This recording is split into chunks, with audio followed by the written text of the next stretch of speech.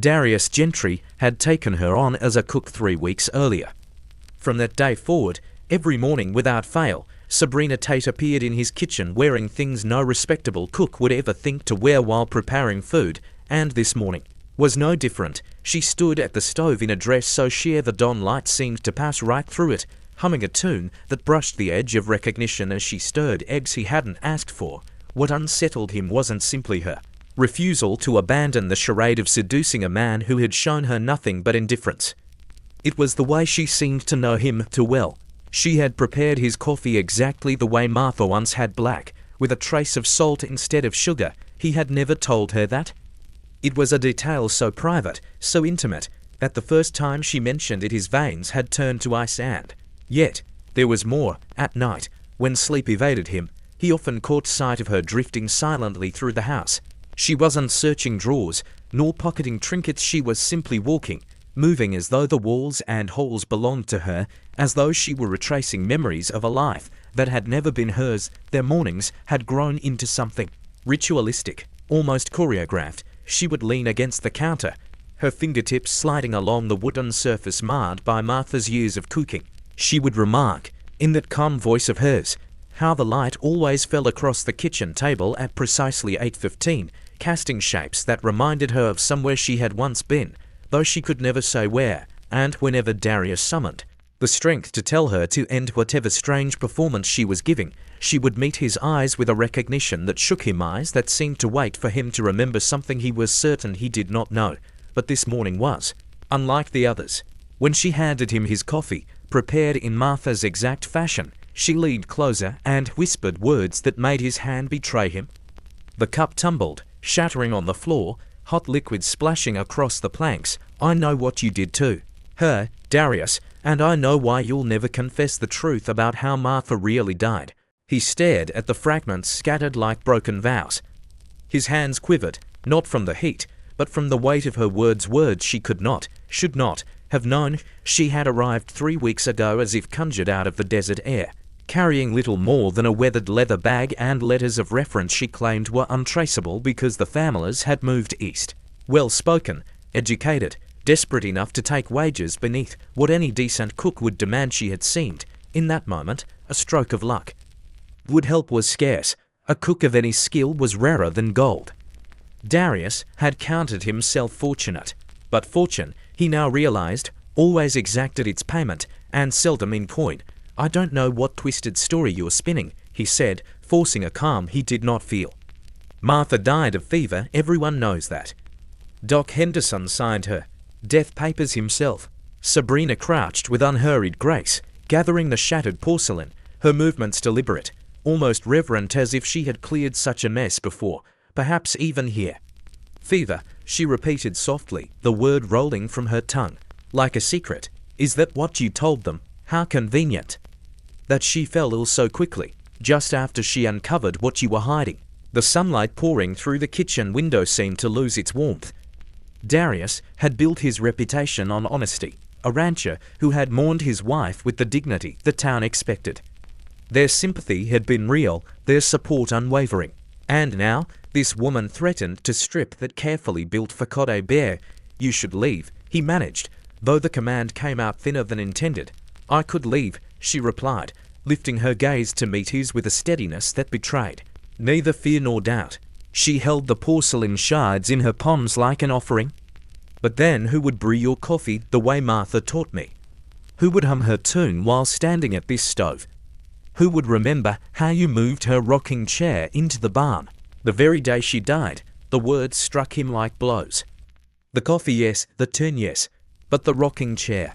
That had been his private grief, done in silence, witnessed by no one, or so he believed. "Who are you?" His voice was almost a whisper. She turned to the wash basin, laying the fragments gently aside, then faced him again, her expression softened, touched by something like pity. "I am someone who understands that secrets linger long after those who keep them are gone.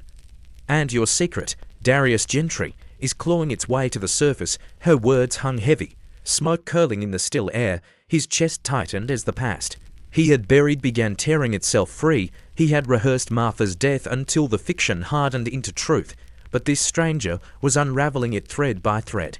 Martha never shared my coffee with anyone, he argued desperately. She guarded her recipes.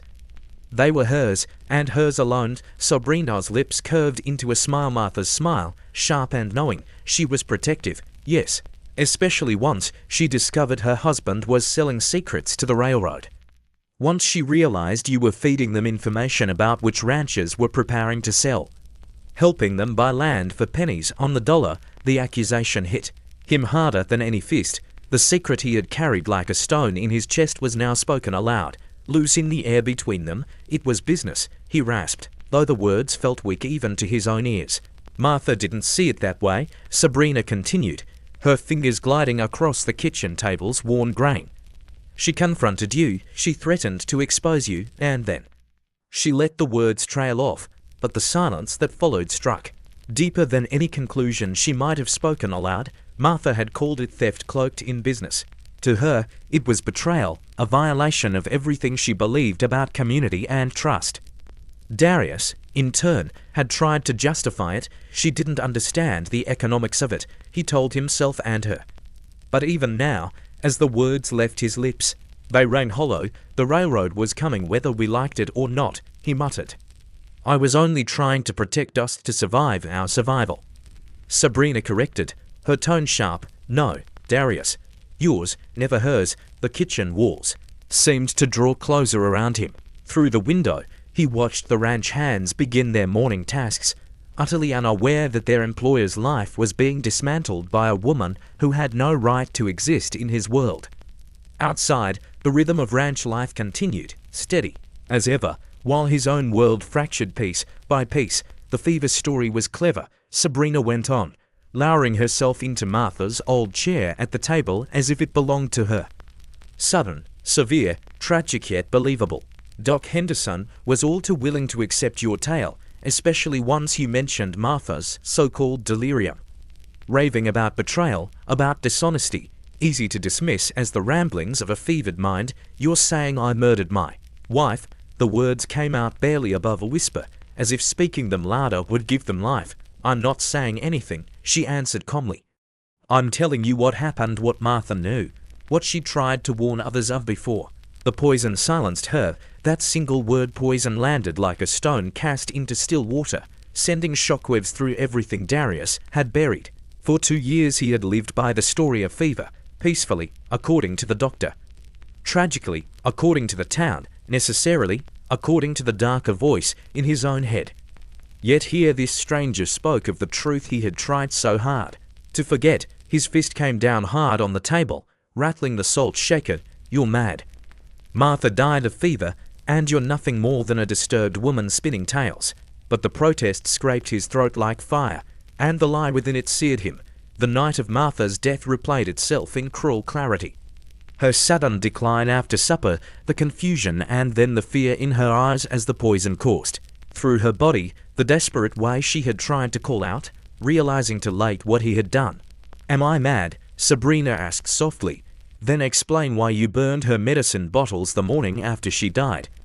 Explain why you begged Doc Henderson not to examine her too closely because you couldn't bear it. Explain why you buried her before her own sister could arrive. Each word nailed the coffin of his story tighter.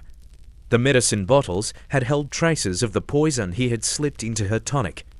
The rushed burial had been necessity, not devotion.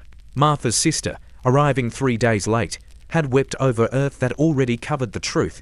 You can't prove it, Darius rasped, but his voice cracked. Betraying him, Sabrina slipped a hand into her dress pocket and placed a small glass vial on the table. The morning sun caught it, scattering prismatic light across the scarred wood. Inside clung a fine white residue that chilled him to the marrow. This is what remained in Martha's bottle, she said, the one you thought you destroyed. But glass doesn't burn as cleanly as you imagined. Some fragments survive and they carry stories. Darius's hands shook violently. That vial should not exist. He had been meticulous, smashing bottles, burning shards, scattering ashes across the land. Yet here was evidence, like divine retribution for sins he had tried to dress in reason. Where did you get that? He whispered, from someone who was watching that night. Sabrina replied evenly. Someone who saw you prepare her drink, saw you add the extra ingredient. Saw you kiss her forehead as you handed it over. Someone who kept the proof while you dug her grave. The implication struck like lightning. A witness. Someone had seen the murder and kept silent for 2 years only to strike now, sending this woman to unmake him piece by piece. Who, he demanded. Who was watching? Her smile curved, that uncanny echo of Martha's expression when she held the upper hand. Someone nearer to you than you can fathom. Someone who loved Martha enough to promise her death would not go unanswered. What do you want? His voice cracked under the weight of fear. Justice, she said, her tone as simple as her words, but not the kind you imagine. Not yet. She rose from the chair, leaving the vial glinting on the table like a curse made tangible. At the door she paused, her eyes fixed on him, clear and merciless. Martha wrote letters, Darius. Letters about everything she uncovered, about what she intended to do. She never sent them, but someone found them. Someone who has been waiting 2 years for this day. Her words pierced him like ice. He had scoured the house after Martha's death, tearing through every drawer, every hiding place, searching for anything that might condemn him. He had found nothing and convinced himself she had kept her silence. The thought that letters existed beyond his control was like standing at the edge of a cliff with no ground beneath him. There were no letters, he insisted, but doubt frayed his voice. I would have found them, would you? Sabrina tilted her head. Martha was cleverer than you gave her credit for. She knew you would search. She knew she couldn't leave her secrets unguarded, so she hid them where you would never look. The casual certainty with which she spoke of murder and deception twisted his gut. But worse was the realization that Martha had anticipated her own death, had prepared for it as though she knew it was coming. She wrote 3 letters, Sabrina continued. One to the territorial marshal, exposing your dealings with the railroad. One to the other ranchers, warning them of your betrayal. And one to someone she trusted above all else. Someone who would see justice done when she could not. His chest constricted. Who? Sabrina's steps carried her back into the room, her confidence growing with each revelation. Think carefully, Darius. Who did Martha turn to when she was troubled? Who listened when she had no one else? Who did you dismiss because they seemed insignificant? He combed his memories desperately. Martha had grown distant in those last weeks, spending long hours away. He had told himself she was simply avoiding him. But what if she had been confiding in someone else? Not her sister, Sabrina said, reading his hesitation. She lived too far, not the other ranch wives. They had enough of their own to manage. But there was someone, wasn't there? Someone who visited often. Someone you barely noticed. Then it struck him, a blow to the chest. The girl. What girl? Sabrina asked, though her tone revealed she already knew. Martha's niece, Sarah. She came sometimes, helped with chores. But she was just a child, 16 at most. Martha would never have involved her. For the first time, Sabrina's smile reached her eyes, radiant and cruel. You're right about one thing. Martha wouldn't have dragged a child into danger, but Sarah is no child anymore. And she has spent the last 2 years preparing to honor her aunt's last request. The room tilted. The floor seemed to slip from beneath him. Suddenly it all made sense. The gestures, the uncanny familiarity, the intimate knowledge of Martha's life. The way Sabrina moved through the house as though it belonged to her. You're not Sabrina Tate, Darius whispered, his voice brittle. No, she said softly, almost tenderly. I'm Sarah, Martha's niece, and I came back to finish what my aunt began. The revelation struck him like a barn caving in. Sarah, the quiet girl who once helped Martha with canning jars and stitching torn seams, the child who had practically vanished into the wallpaper whenever he entered a room now, stood before him transformed into a calculated, unyielding woman. The timid 16-year-old was gone. In her place was someone who had spent 2 years sharpening herself into the blade of his undoing. You were just a child, Darius said, as though reaching for the shadow of that shy girl. You couldn't have understood what passed between Martha and me. Sarah laughed, a sound like glass splintering. Children see more than adults ever guess, especially when adults stop looking their way. I was here that week, remember? Sleeping in the little room off the kitchen, with walls so thin I could hear everything. Every plea she made, every argument, every moment she begged you to stop betraying the very people who trusted you. The memory slammed into him. She had been there. Of course she had helping Martha put up preserves, wandering quietly about the house. He had scarcely noticed her, too absorbed in his own schemes. All the while, she had been listening, absorbing, recording his downfall in silence. I heard her confront you about the railroad money, Sarah continued, reclaiming Martha's chair like it had always been hers. I heard her threaten to expose you unless you made it right, and I heard you promise her you'd undo it all, that you just needed time. She believed me, Darius whispered, remembering the softening in Martha's eyes when he swore to change. She wanted to, Sarah said sharply, but she wasn't naive. That's why she wrote the letters that very night. She gave you 3 days to confess before she acted herself. The timeline clarified like a map he had once refused to see. He had poisoned her before she could act, thinking he'd silenced her, but she had already laid down safeguards. Worse, someone had been watching. You saw, he said, the words ashes in his mouth. You watched me kill her. I watched. You murder the only person who ever made me feel like family, Sarah replied, her voice low, cutting. I saw you stir the powder into her tonic, saw you pretend to taste it. Saw you carry it to her with a kiss on the forehead, like some loving husband. I followed you down the hall and listened as you feigned comfort while she died. Why didn't you stop me? Why didn't you cry for help? His voice broke, the question half a plea. I was 16, Sarah said, her eyes turning to steel. And you were a man everyone admired. Who would believe me over you? So I stayed, hidden, powerless, and swore to her in my heart that someday, somehow, you would pay. From her pocket she drew a folded paper, setting it beside the vial already gleaming on the table. This is one of Martha's letters, she said. The one addressed to the territorial marshal.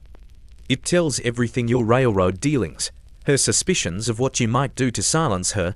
The letter seemed to pulse in the morning light, glowing with the energy of inevitable ruin, his ruin. It was Martha's hand, her voice, reaching from the grave to tear his world apart. What do you want? His voice was a husk. Money. I can buy your silence.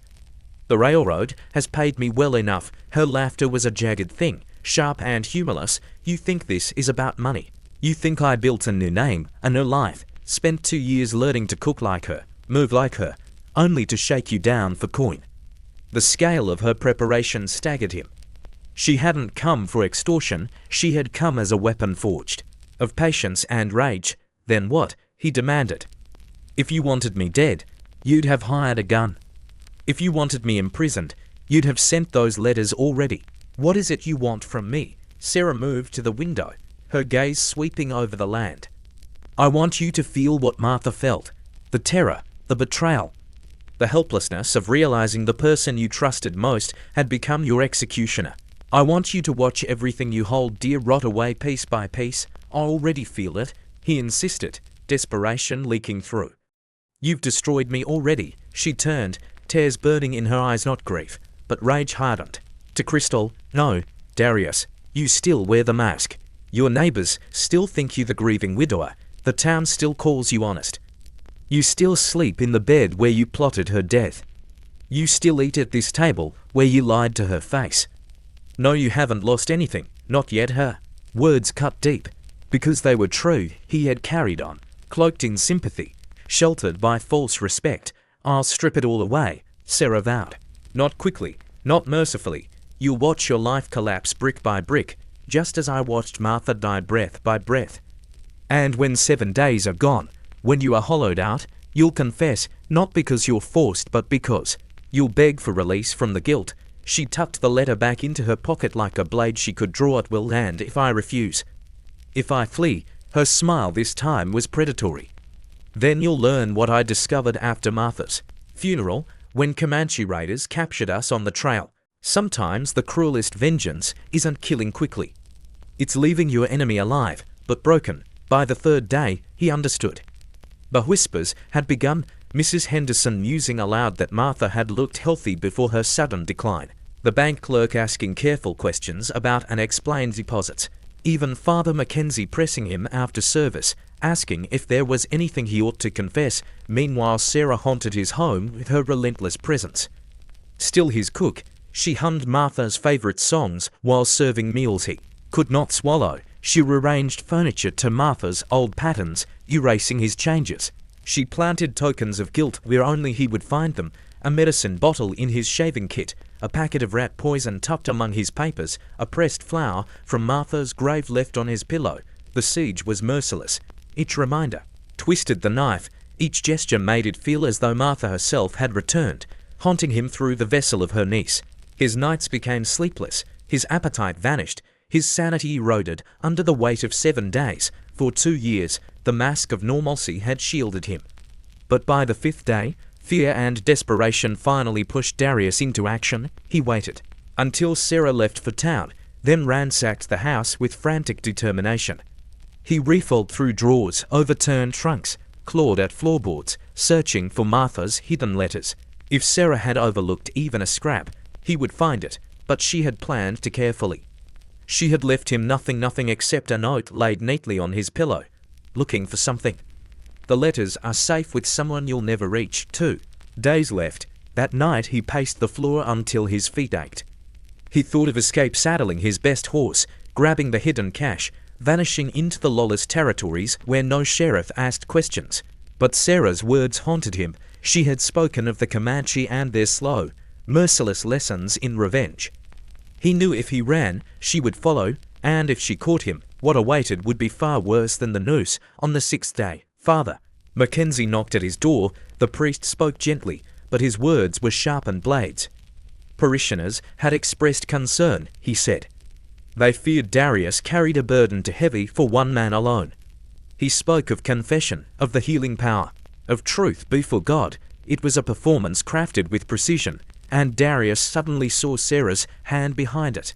She had tilled the soil of the community, making it ready to accept his guilt as the natural flowering of grief and conscience, not the product of her schemes. That evening, as she prepared supper, Sarah said quietly, without turning from the stove, "Tomorrow is Martha's birthday. She would have been 34. I think it's only right that tomorrow you finally tell the truth. What happens to you after tomorrow?" He asked before he could stop himself. She turned, and for the first time since revealing herself, uncertainty flickered in her expression. "I don't know. I've lived so long with revenge as my purpose. I haven't thought about what comes after." Maybe that's enough. Maybe if you confess, Martha can finally rest. But the shadow in her eyes told him peace was still a distant shore. The 7th morning broke grey and bitter, the air heavy as stone. Sarah waited in the kitchen dressed in black, methodically preparing coffee. On the table she had spread the instruments of his destruction. Martha's letters, the vial with its damning residue, and a written timeline of every detail of his crime. "It's time," she said. They walked together into town. It was market day, perfectly chosen. The sheriff, the judge, the pastor, the newspaper editor, and neighbors who had trusted Darius for years were all gathered. Standing in the square with Sarah beside him, holding the evidence like scripture, Darius felt the final collapse of the walls he had built around himself. When he opened his mouth, the confession spilled out unbidden, unstoppable. He told them everything. The railroad deals, the money skimmed from his neighbors, Martha's discovery of his betrayal, her threat to expose him, the poison he had slipped into her drink. He described the planning, the act itself, the lies afterward. Each word tore away another shred of the image he had maintained for 2 years. When he was finished, Sarah stepped forward and handed the letters to Sheriff Collins. "These," she said, "are Martha's words. She wrote them the night before she died, knowing he might kill her to keep his secrets. She wanted to be sure the truth would outlive her." The sheriff read aloud, Martha's careful script laid bare the betrayal, her fears, her plan to act if Darius did not. The crowd shifted from stunned silence to angry murmurs. These were neighbors who had fed him casseroles, who had offered him condolences, who had grieved with him. Now they realized they had comforted a murderer. Darius was taken into custody that very day. 3 days later, the territorial marshal arrived to escort him to the capital. The trial was swift, the evidence overwhelming, his confession undeniable. He was sentenced to hang, and his property seized to repay the ranchers he had cheated. The ranch was sold at auction. Sarah used the inheritance she received to start a fund for widows, determined that women like Martha would never again be left powerless before the men who claimed to protect them. She never returned to the ranch. Some said she moved east to begin anew, others swore she remained in the territory under another name. quietly helping women whose husbands' secrets threatened to consume them. 6 months after his confession, Darius was led to the gallows in the capital square. His last words were an apology to Martha. Whether it was genuine contrition or one final attempt to manipulate, no one could say. The Gentry ranch stood empty for years, a husk of a house where lies had festered and justice had finally been unearthed. Travelers whispered that the place was haunted, not by Martha's death, but by the truth that refused to stay buried. Eventually, another family moved in, ignorant of the shadows in its walls, but Martha's story lingered. It spread across the territory as a warning. Betrayals carved in silence will always claw their way to daylight, carried by those who refuse to let the dead go unavenged. And somewhere, beneath a different name, Sarah carried on her aunt's work, ensuring that men who believed themselves untouchable would learn the truth. Justice may be delayed, but it always arrives.